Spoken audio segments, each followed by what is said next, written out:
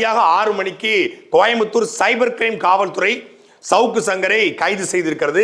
கைது செய்து கோயம்புத்தூருக்கு அழைச்சிட்டு போறாங்கன்னு சொல்றாங்க. என்ன பிரிவுகள்ல அவர்கள் மீது வழக்கு போட்டு சொல்லி கோவை மாநகர காவல்துறை அதை வெளியிட்டிருக்காங்க.